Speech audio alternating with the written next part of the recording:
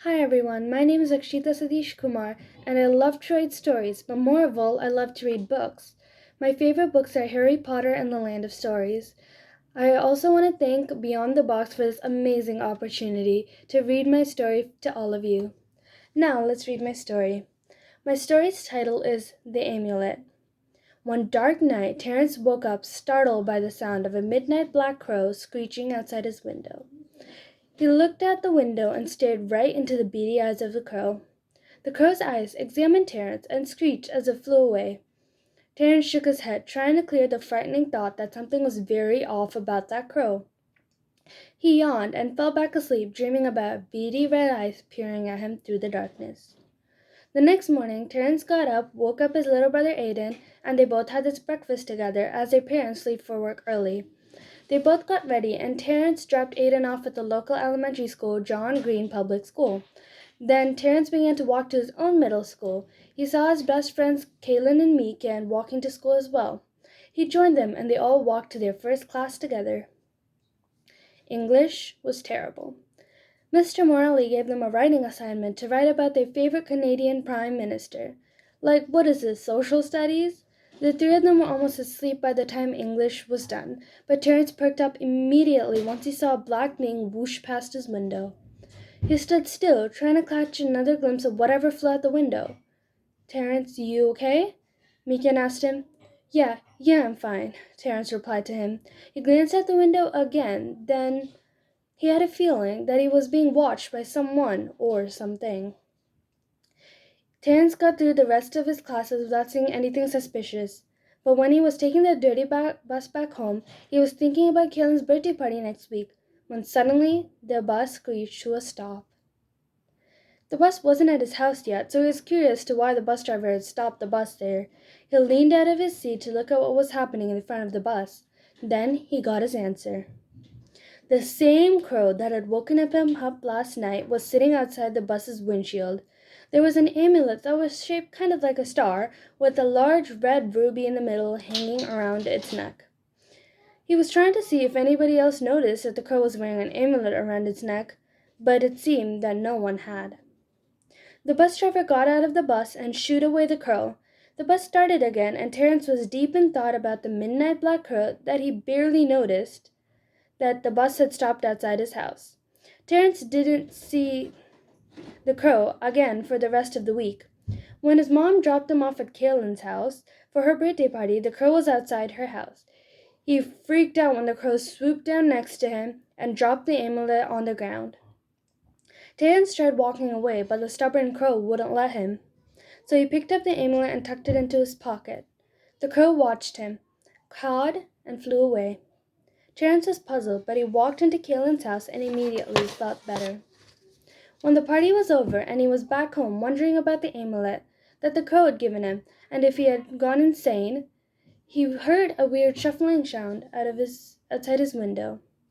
He looked out the window and, thinking that it was probably the crow again, he saw an old figure draped in a long black cloak standing there. He was kind of freaking out, so he went to find his parents. The first person he saw was Aiden, so he took Aiden to his room and asked if he could see the person out of his window. "Yeah, I can. That's so creepy," Aiden said, shivering. "There's probably nothing to be scared of. That's just probably a random person who got lost or something," Terence reassured him. But he was getting the chills as well. Aiden went to bed, but Terence was wide awake because he had kept getting nightmares about the crow, amulet, and the old figure, as if they were connected in some way. He turned his head as he heard a click and felt cold air enter his room. He flew out of his bed and let out a loud scream when he saw the figure climb out of his window and do the universal shh sign. I was about to bolt out of the room and call 911 when suddenly the old figure said, "Give me the amulet, Terence Whitley." What do you want from me?" "I want the amulet. Hand it over," the figure ordered. He took the amulet from his pocket and was about to throw it to the mysterious figure when the amulet glistened and he heard a voice in his head. "Don't give the amulet to him, Terence. Trust me," the voice whispered. Something in Clarence clicked and his aggressive side took over. "No. We can go the easy way or the hard way. And let me tell you that the hard way can be even harder than it needs to be if you don't cooperate," he said. "What are you going to do with it?" Terence asked him. "That's for me to know and for you to find out." The figure lunged towards him, but Terence ducked and escaped. He felt the amulet pulse in his hand, and he had a sudden urge to wear it. He wore the amulet just as the figure screamed, "No!" Terence stretched his arms out, and he began to rise into the air. He was scared on the inside, but he refused to let that show on his face. As if practiced before, he reached for the amulet, and bright orange light started coming out of it. "Last chance, Terence Whitley. Give me the amulet," the figure yelled at him. Terence ignored him and collected all the orange light into a big ball between his hands. The figure tried to grab him, but missed. Terence felt something coursing through his veins, and he knew what he had to do. He shot the orange ball of light right at the old figure, but right when it almost went through the figure, he disappeared. There were only black ashes on the ground where he was standing there a second ago. The orange light hit its desk and knocked it over. Terence floated back to the ground and looked for the figure.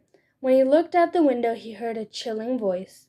"I'll be back, Terence, and I'll get that amulet from you if it's the last thing I do," the voice told him. Terence was worried, but he got some reassurance by looking at the amulet and the power it held. "I'll be ready," Terence said quietly to himself. No doubt the mysterious figure would come back for this powerful amulet, but until then, Terence would prepare for battle, prepare for war. Thank you all for listening to my story, The Amulet. Remember to subscribe to Beyond the Box, like, share, and comment on this video. Thanks for listening to me. Goodbye.